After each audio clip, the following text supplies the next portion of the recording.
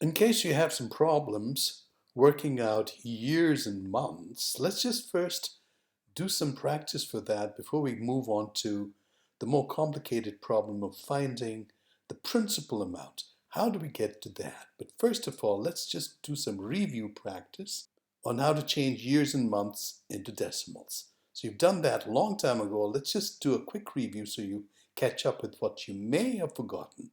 2 years, 8 months. Now 8 months is what fraction of a year? So 8 months is 8 months out of 12 months. So 8/12.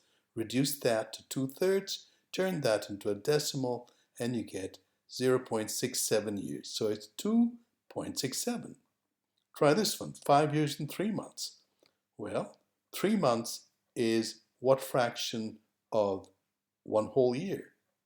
1 year is 12 months. 3 months out of 12 months, which is 3/12, or a quarter, which is 0.25, 0.25 years. So it's 5.25 years. That's how you work out months in terms of years. If you want to change 5 years, 9 months, well, think of 9 months as what fraction of one whole year? It's 9/12 of a year, which is 3/4 of a year, which is 0.75 years. So it's 5.075 years. And the last one, 1 year, 5 months. Okay, work it out. That's right, 5/12. You change that into a decimal, divide 5 by 12, and you will get 0.42. So the answer is 1.42. You got that? Great. Just practice this so that you don't forget how to convert years and months into just years, because that's what you'd need for all the calculations and percentages. Okay, let's get back to this. Here's a complicated problem in a sense. How much money do I need to earn $360 interest? Means what should be the principal amount be so that I can get $360 interest in 2 years at this rate? Now, we're going backwards. We didn't tell you how much or what the amount is you put in the bank. We're going to find out how much do you need to put in the bank to earn an interest of $360 in 2 years at this rate. Now we know what this rate means. 12% per annum means for every $100 you earn $12 interest. That's what it means. So if you look at it this way, $360 interest in 2 years, why don't we think about it in terms of 1 year first? It's just easier. Every year you earn, well, 360 divided by the time, 2 years. So interest divided by time, we'll know how much you earn in one single year. You earn $180 in 1 year, right? That's not a problem. In 1 year, you earned $180 interest. Now that's easier to work with because you earn $12 for every $100, right? So if you earn $12 for every $100, if I want to find out how much you earn for every single dollar, well, divide this by 100 and you'll get, divide this by 100, so you'll get for $1, you earn 12 cents. Basically, for every dollar, you earn 12 cents. So 12% can be understood as earning $12 for every $100 or 12 cents for every single dollar. So, and you want to earn $180 interest, and you're earning just 12 cents for every dollar. Basically, it means how many of these 12 cents will fit into $180 if you want to know what the principal is. So how many 12 cents would make $180? That's like 18,000 cents. How many 12 cents fit into 18,000 cents? So you're really dividing this by 12%, which is 12 cents a dollar. So if you divide it by 12%, you're basically dividing the interest divided by time, which is for 1 year, divide that by the rate. So if you divide it by the rate, it means rate over 100. which means divided by rate over 100. Means rate percent. Or flip it over, it's 100 over rate. That's how you work it out. That's what you're doing here. You're dividing it by the rate. If you divide 180 by 0.12, you will get $1,500, which is the amount of your principal. So if you want to earn 12 cents for every dollar interest, you'll need $1,500 to be able to earn an interest of $180. So if you want to work out how to find the principal, that's your formula. Find out how much interest you earn in 1 year and then divide it by the rate, which means multiplied by 100 divided by rate. And you'll get the principal. It works each time. So P equals to I times 100 divided by T times R. There's your answer to how to find the principal. And before that, you had learned this formula. I equals to R times P times T over 100.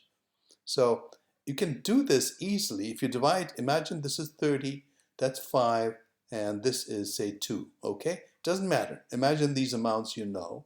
If you work it out, it'll be 5 times 2 is 10, and 30 divided by 10 is 3.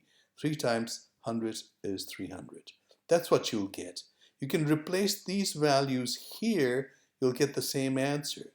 So for example, I must be 30, and this is 5, and this is 2, and that's 300. Now if you work this out, you'll find that 300 divided by 100 is 3, and 3 times 2 times 5 is 30. It works both ways. The main thing is start to look at a pattern. Imagine this is green, this is red, this is black, and this is blue. And that's 100. Now look at the pattern here. This is black. The green goes here. The blue goes here, and the red goes here. 100 goes on top. That's the pattern. Now we'll look at this pattern more closely. Let's look at it again. Notice when green equals to this is the interest rule. Like, let's think about it as colors. Now notice what happens. If I want to find out, this is R times P times T, right? This is the principal. Let's take this principal to be here. If we want to know what the black is, all we have to do is multiply this green with the amount below this line, which is 100, and put that on top. See, this green times 100. This goes above this line, so we'll make the line here. And below the line, we'll just copy the two colors here, blue and red. And that's the pattern it takes.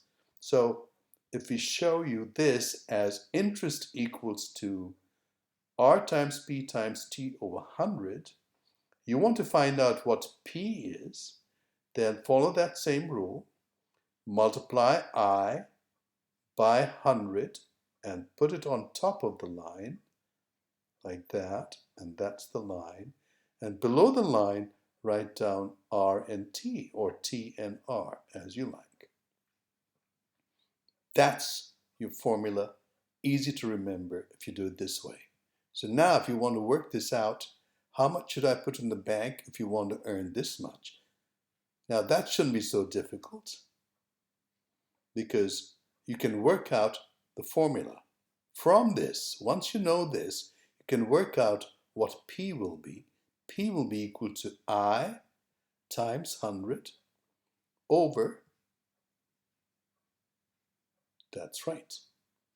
How much should I put in the bank? Means you want to know what the principal amount is. How much are you going to take to the bank so you can earn this much interest? So plug in all the numbers. First, let's put it in there. P, how much should I put in the bank? That's the principal. We don't know what that is, but we can plug in all the others. So 866, that's the interest. Let's put that here. And then in 3.5 years, that's the time. We'll put 3.5 over here. At this rate, 5.5%. So we'll put 5.5% over here. And so we've got everything we need. We've got I, T, and R. I, T, and R. So if we plug in those values here, that's 5.5, that's 3.5, and the interest is there, and work this out. If we multiply this, we'll get 86625, right? And if we multiply these two, we'll get 19.25. Divide that by that, and bingo, we get the answer 4,500. So that is the principle. There, you got it. That's how you do it. If you want to know how much you'll have in the bank after 3.5 years, basically you're saying, what should the amount be? What should this amount be?